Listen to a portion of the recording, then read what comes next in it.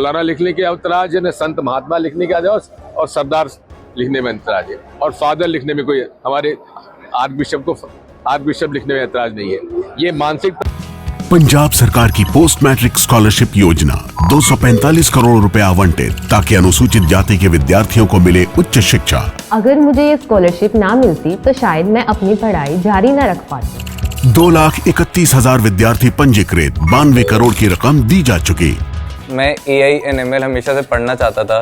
अगर स्कॉलरशिप नहीं होती तो मैं कभी भी एडमिशन नहीं ले पाता इस कोर्स में। मुख्यमंत्री भगवंत सिंह मान की कोशिशों से पंजाब बन रहा है रंगला पंजाब। जो है इसी ने सत्यानाश समाज का किया है, और यही सत्यानाश पूरे देश का कर रहा है।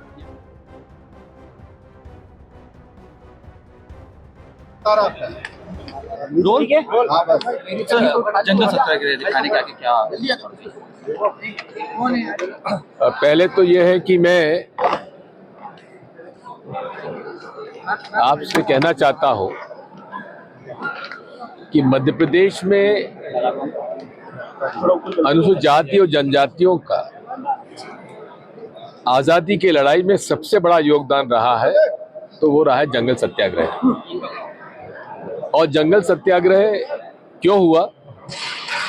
क्योंकि अनादिकाल से जो हमारे आदिवासी भाइयों और बहनों का जो वनों पर अधिकार था,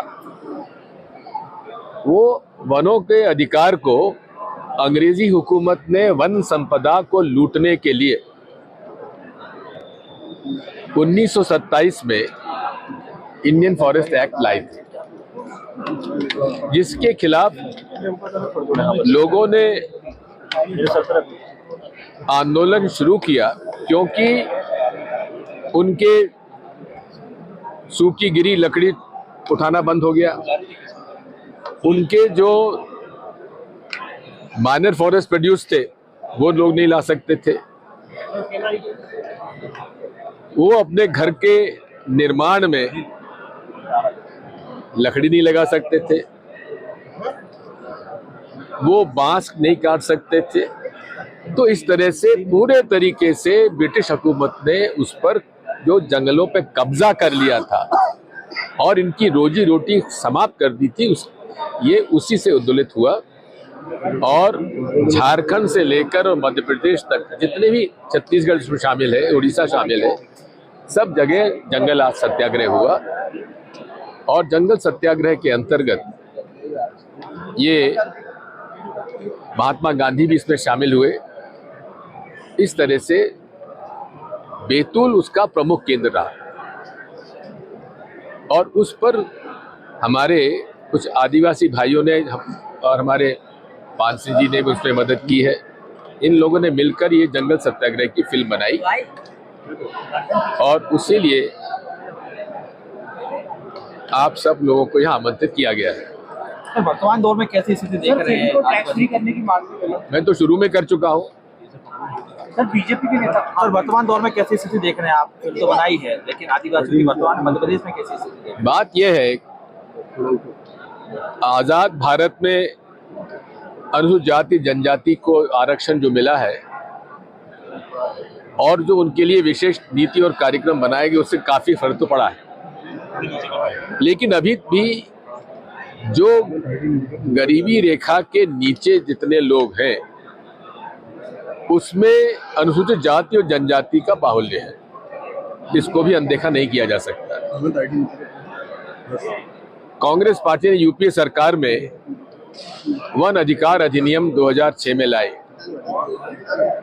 उससे जो पुराने कब्जे थे आदिवासियों को जमीन के, खेती के, उसका कब्जे दिए गए, और वन संपदा माइनर फॉरेस्ट प्रोड्यूस पर उनको अधिकार दिए गए, और बांस को टिम्बर से हटाकर उसको ग्रासलैंड में डाला गया, जिससे कि बांस के उत्पादन का भी लाभ उनको मिल सके। अब यही है कि जल, जंगल और जमीन, ये प्राकृतिक संपदा का पहला हक आदिवासियों को होना चाहिए। सर, बीजेपी और वनों में रहने वाले लोगों को होना चाहिए। सर, बीजेपी कह रही है कि आपको गोधरा फाइल्स और केरला फाइल्स के लिए भी लोगों को आमंत्रित करना।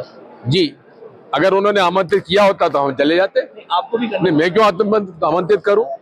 उनकी फिल्म है कि हमारी फिल्म है? ये आपकी सर। ये आदिवासियों की है जिसके साथ कांग्रेस जुड़ी हुई है। सर फिर से मध्य प्रदेश में कई शहरों के नाम बदलने की सियासत शुरू हो गई है। मुस्लिम ये कोई विषय नहीं है, मुस्लिम जो क्षेत्र थे, इनके गाँव पास कोई इशू नहीं है तो नाम बदल रहे हैं। सर मुख्यमंत्री कहते हैं मौलाना लिखने में जीवान अटक जाती है, लिखने में पेन रुक जाता है। ये शायद उनके साथ होता होगा, हमारे साथ नहीं होता। सर साबरमती हमको ना पंडित लिखने में ऐतराज है, ना मौलाना लिखने के ऐतराज है, ना संत महात्मा लिखने के ऐतराज और सरदार लिखने में ऐतराज है, और फादर लिखने में कोई, हमारे आर्क बिशप लिखने में ऐतराज नहीं है। ये मानसिकता जो है इसी ने सत्यानाश समाज का किया है और यही सत्यानाश पूरे देश का कर रहा है। ये मानसिकता मुख्यमंत्री जी आपसे उम्मीद नहीं थी। सर भारत जोड़ो यात्रा में आपने बहुत महत्वपूर्ण भूमिका। हमसे जुड़े रहने के लिए हमारे YouTube चैनल को सब्सक्राइब करें और नई वीडियो की नोटिफिकेशन के लिए बेल आइकॉन को दबाएं। अगर आप ये वीडियो Facebook पर देख रहे हैं तो लाइक जरूर करें और ज्यादा से ज्यादा शेयर करें। धन्यवाद।